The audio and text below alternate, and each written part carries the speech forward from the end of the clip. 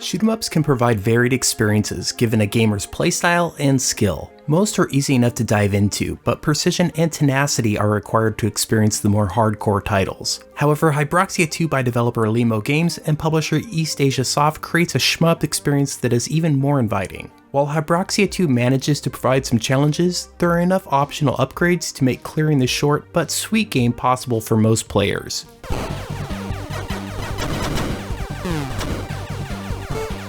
Habroxia 2 takes place 25 years after humanity's victory over a malicious alien colony. Astronauts exploring deep space have all made it back except for one. You play as a space pilot's daughter, searching for her father in a system swarming with aggressive alien forces. Shooting with your basic gun is controlled via the right analog stick, similar to a twin-stick shooter. This allows you to aim in various directions while maintaining a mostly stationary position with your actual ship. Personally, this made obstacles a lot easier to avoid, since I didn't have to line up my ship directly with an enemy to take him out. Along with your main blaster, you also have a choice of a special weapon equipped to the front and back of your ship. These range from homing missiles, lasers, or one of my favorites, a wave shield that eliminates enemy projectiles. This creates a nice opportunity to try out various loadouts, and depending on the stage, it might help with any survival strategies. Special weapons work off a meter to prevent spamming. More power blasts of these weapons can be executed at the moment the bar reaches its max. This is indicated visually and by a little ding that lets you know when you have this opportunity. If you're looking to get the most out of your weapons, this is incredibly useful to master.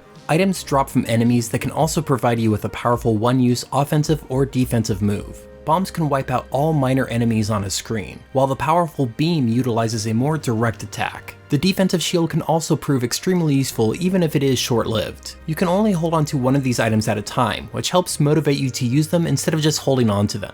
Boost is another feature that, like the name implies, can send you blasting forward. It also helps you dive through some less structurally sound obstacles without taking damage, and quickly gets you out of the way of enemies and projectiles. It's a neat feature, but not one I found the need to utilize much. All weapons, health, and abilities can be upgraded with points you obtain during battle. This makes sections incredibly easier and more manageable for players if they wish to use them. At times, this may make Habroxia 2 a bit of a cakewalk for more experienced players, so there is a trade-off for those that want a challenge when overusing some of the more powerful upgrades. Levels in Habroxia 2 are all 2D, but at times will switch from vertical to horizontal shooting within the same level. It's an element that was presented in the previous title but seemed more frequent here. Almost all levels contain branching pathways. Each pathway has its own boss and sections, which must be completed to unlock certain levels. Even with these branching pathways, Habroxia 2 did feel like a pretty short experience. There are 18 levels in total, and even though you can play most twice for different routes, I was a little surprised by how quickly the credits rolled. For more seasoned shmup players, gameplay may take around 2 hours or less. It's very in line lengthwise with the era of older shmup games it's emulating, but I know how important it is for many modern day gamers to have a longer gaming experience. It's not necessarily a negative for me, but I think it speaks to how much I enjoyed my playthrough, wishing it would go a bit longer.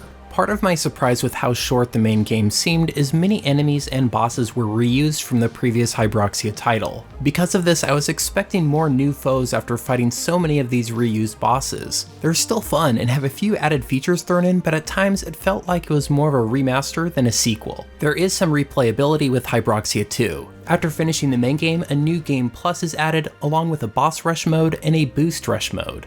Boost Rush sends you blasting through narrow pathways, forcing you to dodge obstacles. It's an entertaining mode that would have been great periodically throughout the main mission, but it's nice that it's featured here at all.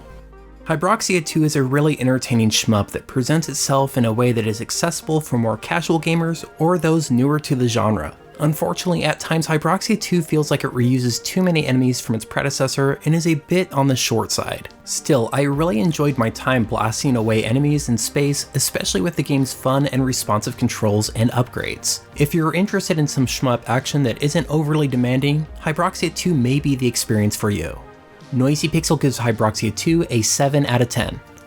Thank you so much for watching. Noisy Pixel is brought to you by a group of gamers who work hard to bring you news, reviews, previews, and more. Please subscribe to keep up with all our future content.